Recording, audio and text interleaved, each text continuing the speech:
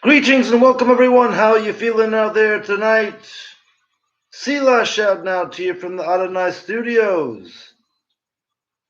Big love and unity from the Dubb.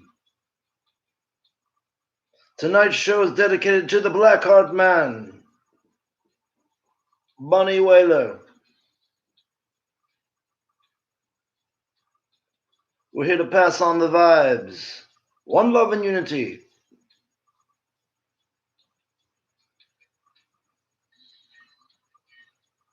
This is the Dubbcast.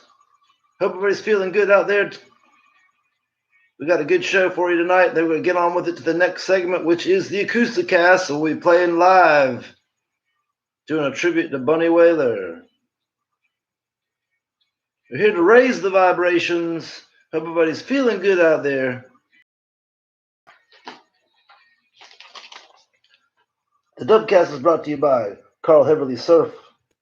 Everything from 10-foot long nose riders to pocket thrusters, all handmade by Carl Heverly himself on the Crystal Coast in Emerald Isle, North Carolina. CarlHeverlySurf.com.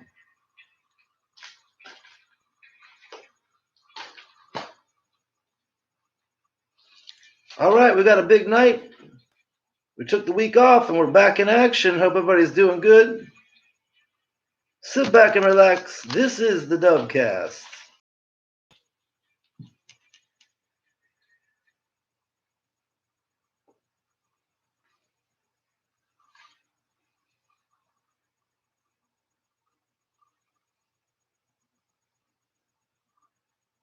What's up, everybody?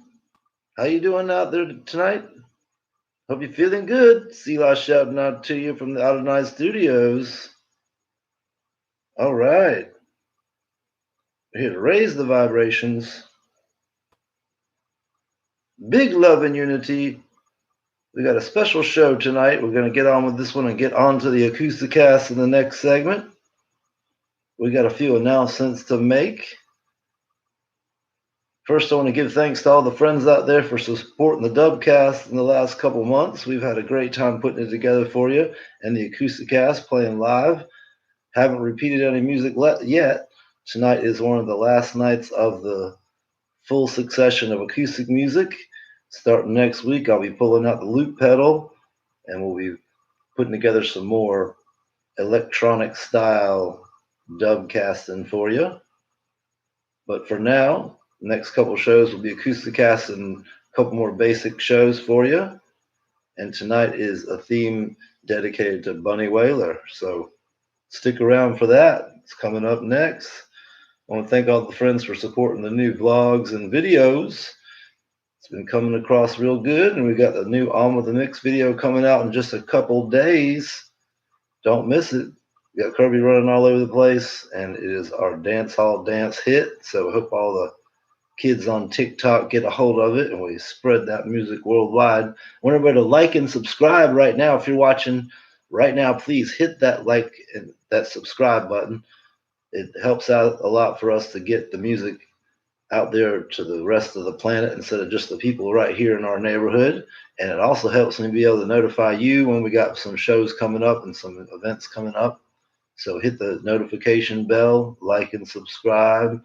I want to build up the tribe. If I get 1,000 likes, then I can do the split screen here on the acoustic cast and the live cast, and then I can bring in more guests easier on YouTube. So let's build up the tribe so I can keep you guys posted. Well, I'll tell you what, this last week I've been working on, took the week off to work on just editing, putting out the new acoustic cast and podcast on Spotify, iTunes, what else? Apple Music, all your different streaming sites. So don't miss that. And also was working on some new guests this last couple of days. So we got producer Mitch Cooper coming in from Third Lock Records.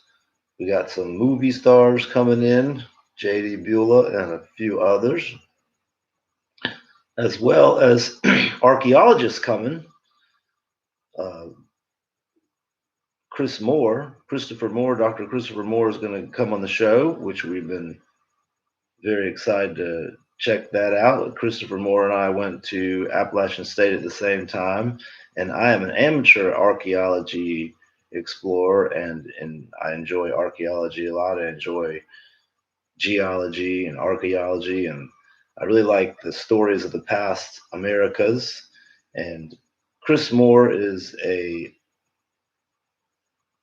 specialist in the Younger Dryas hypothesis, and that is a hypothesis about a time period 12,500 years ago when there could have been an asteroid impact, or there could have been just a quick drop in temperature because of the length-of cycle, the tilt of the Earth.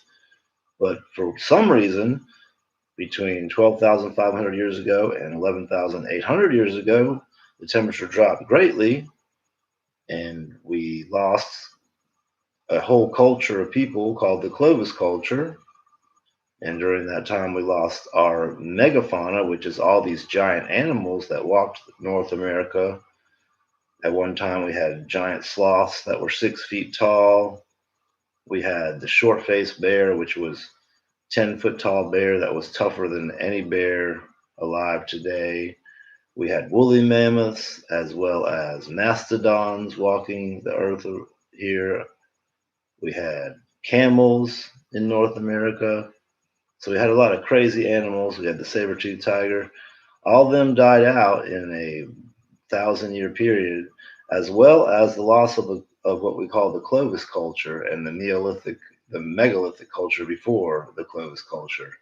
And anyways, there's a very interesting story behind the Clovis culture and how they made their spear points.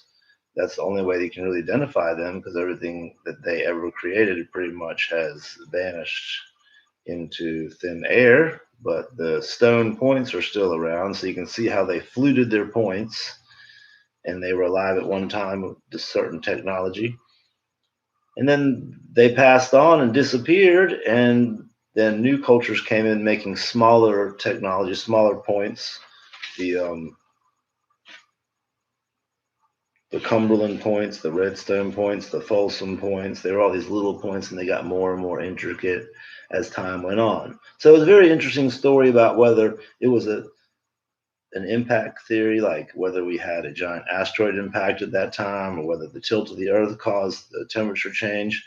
But anyways, that cycle happened, and those people had to move on to higher ground, and then new people came to North America. And these new cultures actually started civilizations like Cahokia in Ohio, where there was over 20,000 people living at one time. And that's when they really got their technology really honed down to these incredible points. And they actually took copper from a mine 1,000 miles away in the Great Lakes, and they would have chert pieces that they would get from all the way in South Carolina on the Savannah River. So they would just trade. They were trading stuff, and we actually had civilizations all through North America, just like we had in South America, and all up into 500, 1500 AD or so, and then things started changing as man started coming here from bringing in diseases and stuff from Europe and all that stuff. So, anyways, it's a long story, very interesting. Hopefully, we can get Chris Moore here, the people from the Seven Ages Project, other people to tell us more about the Clovis people, how they lived. And Chris Moore, he does a lot of studies on the soil samples that he gets from different lake samples and different places that have been preserved. We have all these different lakes around that are called the Carolina Bays, and they think that might be part of the story there. There's thousands, hundreds of thousands of Carolina Bays all around the area here on the southeastern region, now southeastern seaboard. So, anyways, very interesting story. So, check that out coming up soon. And we are very excited for other Dubbcasts coming up soon, because we're going to have Mr. Burt Ray on talking about the blues. And we're going to have, who else are we going to have on? I was talking to, got a couple friends coming, Don De Lamont from the Southern Brain Fart, and a couple other friends. So big shouts to everybody for supporting the Dubbcast. It's getting fun, and we've been having a good time putting it together. And we want to thank everybody for supporting it, for sure. This is the Dubbcast, coming at you from the Adonai Studios. You can check us out here on the Selah Dubb channel and the Selah Dubb network. Come say hi to us on Facebook, Instagram, and on Twitter. Also, come to the SelahDubb.com channel,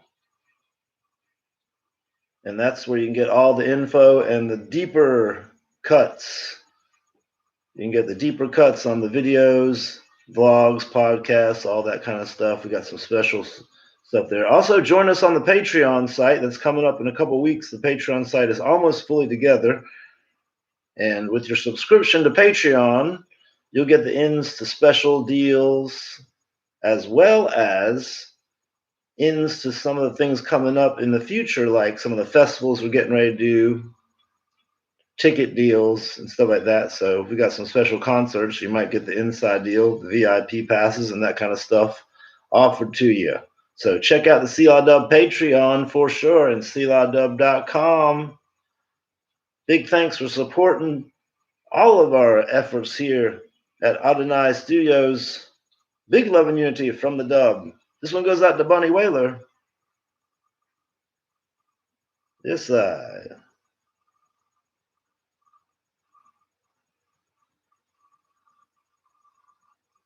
I want to give big shouts out to my good friend Matt Irie, putting it together out west. He's out there living out in Vegas right now, chilling hard. I want to give big shouts out to my brothers up here recording in Charlotte, up there at 10 millimeter Omega. We're getting ready to do some work with them here in March, working on Praxis and Country Town. And interested to hear that. Interested to hear Burt Ray's brand new album. He's getting ready to put out a new album soon. Everybody seems to be putting out new music. I think we're going to be hearing some incredible stuff coming after all this lockdown and crazy stuff going on. So I want to thank everybody for the support here of the group. It's been a good time indeed. Indeed. Also, we got the brand new merchandise that's come in. Check it out. Got the new Selah Dubb mugs. We got the new t-shirts, as you can see. And we got the new girls tank tops. Let's see, get this up here. Something might fall on my head. Here's the girls tank tops. But all this is available now at Teespring. You can order your Selah Dubb paraphernalia at Teespring. We got the new stickers. So check it out at Teespring, Selah Dubb store. And we got all kinds of stuff there. I'm gonna be putting out my new book, DJ Spin That Shit, there. So don't miss that. That's going to be fun indeed. I want to thank Carl Heverly for supporting us. He's got some new boards here for the springtime, so we'll be checking those out and surfing on those during the vlog. So I'll be stoked. Like I'm hooking up some camera action to that, and we are stoked for that. So big love and unity to Mr. Carl Heverly for supporting the Dubb so much. I've also been in the works and negotiations with Miss Baby Beats and a couple other band members, Brother Heater, Kirby, and Michael Akins, and a few other people that we're going to get together and get ready for the summer season. Looks like we're going to be booking some shows here soon. I am so stoked. I can't believe it. I'm going to put together a huge band, and I'm only going to do big concerts. I'm going to sell tickets way in advance so everyone can get to it. And we are super stoked. Big shouts to all the people. I'm super stoked to get back to you. So we'll keep playing live here. We'll keep working on the new music. Going to put out the new album Praxis. And then we'll come out on the road with you. Yes. All right. We got some stories for you here. Tell you what. Man, I tell you what, this week I had a crazy troll come at me. And I have trolls come at me a lot, a lot of times they come at me and from all kinds of crazy angles and say, get me go, try to crank me up. And in the past, when I first started getting it, 10 years ago, I might have reacted, and I would just say too much and get involved and get wrapped up for days on end. But I've learned to shrug it off, and I don't get involved too much. But this guy just started saying some really crazy stuff, really harsh, and then started almost dangerous. It was kind of scary. So he was hitting me up on Twitter with some crazy stuff and talking about my music, and he put my music up on his Twitter and said some crazy stuff. And so I ended up trying to kind of tracking him, going deeper and deeper. And as I went deeper, I couldn't really read everything because he was writing stuff in different language. It was definitely from India. And then next thing I know, I find out some link he's got for his business on Facebook. That's where I realized I had done some work with this crazy guy.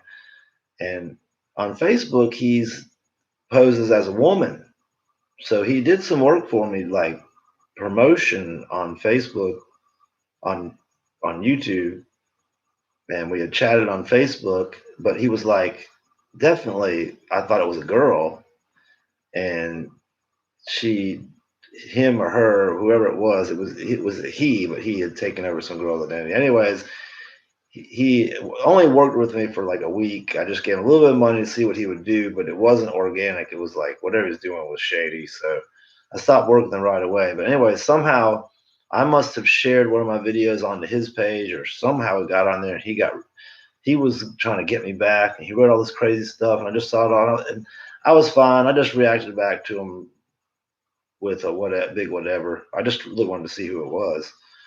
But it just got me thinking, man, a lot of these people stirring up controversy, trouble, they're not even here they're not even in our country. Like this guy's like in a different country. And he was just like a young kid and posing as a woman on Facebook. It was just kind of creepy. It made me really wonder, really think about our nation that's unified. Everyone in our neighborhood is unified. Or you see somebody walk down the street, somebody in a store, we're all getting along. Then you get on social media, and especially on Twitter, it's like some scariness. People, really, some scary people out there. So for me, I'm fine, but I've noticed how it really has affected like the younger generation. Really affected um, Kirby's, daughter's generation and the kids. And it's been hard for them. They've had a real hard time keeping together. I know some young musicians that just had to just duck out and just didn't even play for a long time, which I've seen them, a few of them have emerged from the closet and they're getting back into it now. But this has been really hard on a lot of the younger youth. And so I would just say we got to reach out to the youth right now, and we got to help them get back on their feet as the COVID starts to wear away and people get them back on their feet. We got to help them have the courage to get beyond any phobias they've attained from this, and just like help the youth right now, because I feel like we're in my generation or older, we don't really realize the feelings they're going through, because they're going through all those changes, as it is, and then going along with the crazy lockdowns, and everybody's been in a tumultuous storm. I really, don't want to name names or blame cause games, but it seems like we just got into a real hysteria the last little time period here, and people have been butting heads, and I think people are misreading each other and jumping to conclusions. But I really think that it's all been amplified by the algorithms online and really amplified by the media. So let's not let it get to us. Let's try to unify and pass it on. That's what we're doing tonight. We're passing it on for Bunny Weather. So I'll quit chatting about that. But the youth need your love right now. The youth need the energy. But that's all I have to say about that. Let's get on with the news. Tonight we're gonna get on with the news, and then we'll get into the live acousticast. All right.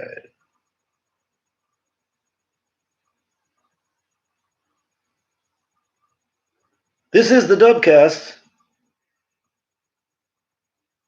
I want to thank everybody for tuning in tonight. The acousticast is next with a tribute to Bunny Wailer. Stick around. Big love and unity from the Dubb. We love you, Bunny Wailer.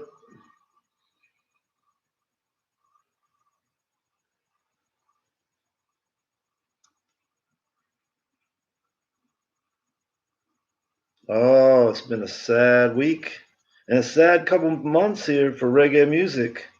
It seems like the legacy and the original hit makers are all fading on into the big heaven in the sky. So now we've lost Toots and the Maytals, Toots from the Maytals, and this week Johnny Nash has passed away. And Johnny Nash was the writer of "I Can See Clearly Now," and he had a lot of other hits earlier before that. But "I Can See Clearly Now" is definitely instrumental in Bunny Wailer's career because the Wailers were led on a journey to Sweden and to England to record for Johnny Nash, and they recorded that hit right there. "I Can See Clearly Now." I think they played the backup to most of those parts, and then he kind of left them high and dry, and so they had to learn the hard way what the record business can do to them. So they were stuck in England and having to figure it out. And Johnny Nash had the big hit, and somehow people have to survive. They do what they do. So whatever happened at that time, Bob Marley went to Island Records and talked to Chris Blackwell, and it was all history after that. So they got a big record deal after that, and they put out "Burning" and recorded that, and that became their big hit. So Johnny Nash led them to England, and that led them to their big record deal. So, in one way, it was a blessing, in another way, it was a curse. And also, unfortunately, we've lost Bunny Wailer. And if you don't know who Bunny Wailer is, he is the original creator of the Wailers. Him and Junior Brathwaite and Bob Marley and Peter Tosh, Beverly Livingston, um, and Bob Marley's wife all got together and started the Wailers. Rita Rita started the Wailers. Rita Marley started the Wailers, and that was during the days of ska, and they had almost like a Motown sound, and they were taught by Joe Higgs in the Yard, and they put out some great music that actually made it real big in England, but they really didn't see a lot of money from that, and so Bob Marley ended up having to go to England, go to the States for a while, and then when Bob came back from the States, that's when they took off with the uh, the Upsetter, Lee Scratch Perry, and they recorded all those big hits.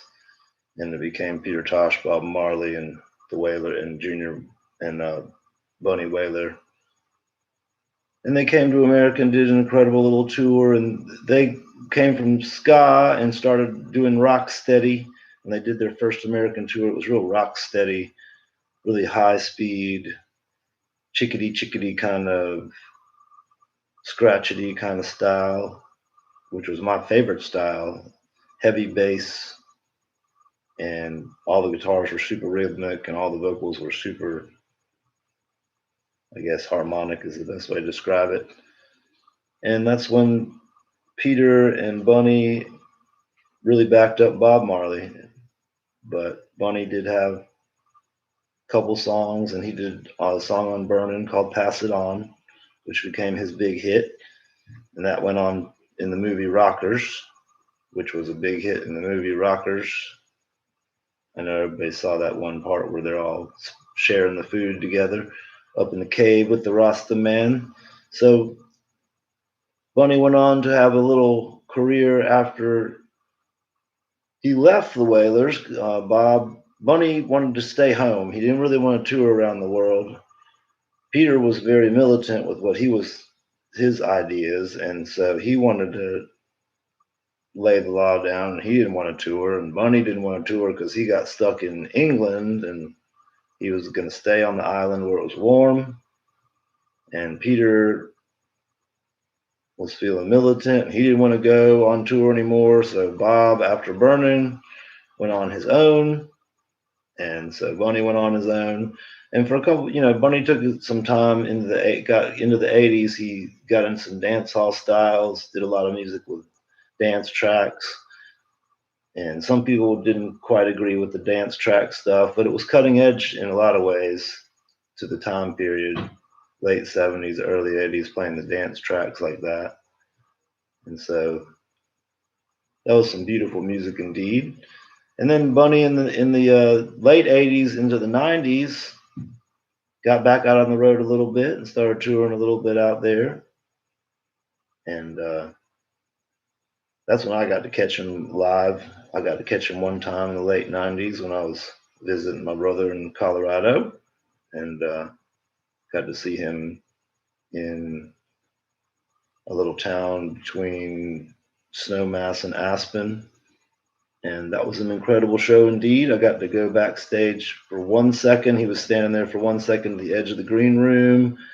And I ran back there and sat with him for a second and had a little chat with him for a minute and was just telling him I just wanted to let him know that I played music because of him.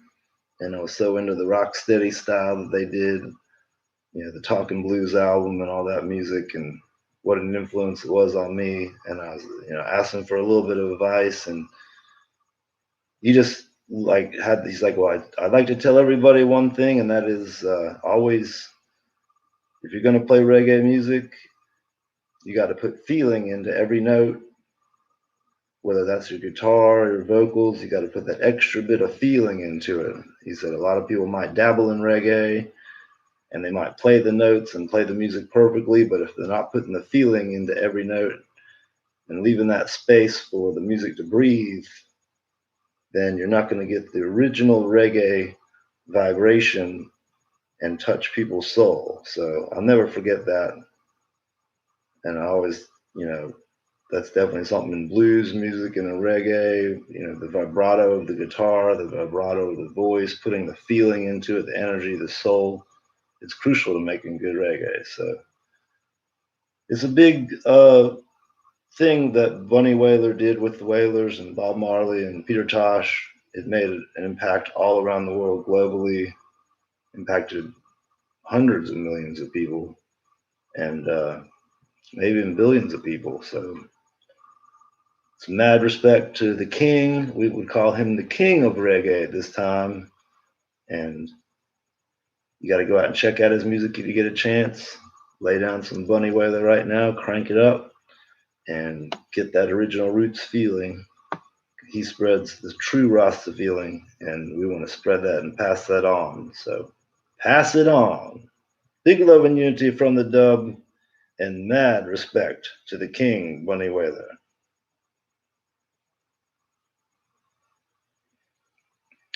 All right, let's get on to some fun news. What's this?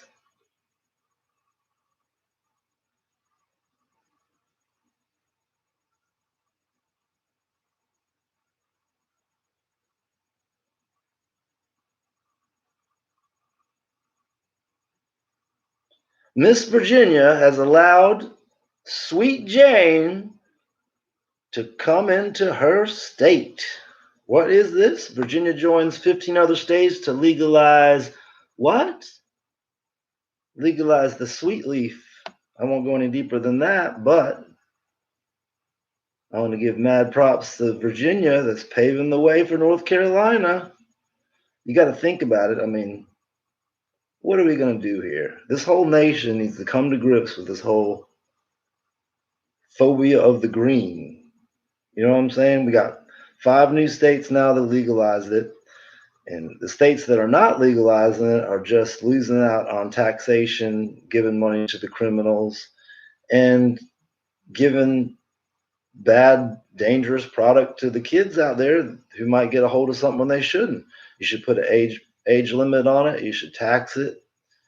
And you should just go ahead and be smart about it. You can't have one state getting the tax revenue from it and doing it legally, and then the next state not taxing it and not getting the revenue. It's just really a waste, especially when we're going into a time we got to come back and make it out of this crisis right now. We got to financially get through it. So North Carolina and the rest of the South needs to come to grips because we are the tobacco growing tobacco belt of the world, and we have incredible agriculture. We're already growing THC free green. So why don't we just go ahead and, people are already going to use it. So why don't we go ahead and make it a safe thing for people? So mad props to Virginia and big. I want to thank everybody for tuning in to the Dubbcast.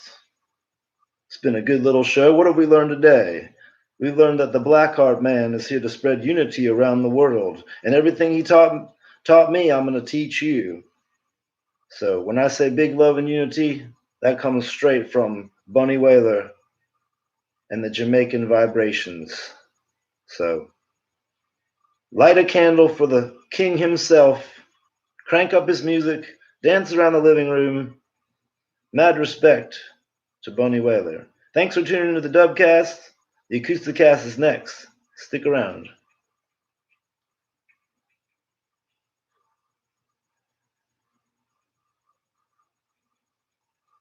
This is the Dubbcast. Check us out on the Selah Dubb musical network at SelahDubb.com. Also at Adonai.com, as well as Facebook, iTunes, Instagram, Spotify, Apple Music, and all your favorite streaming sites.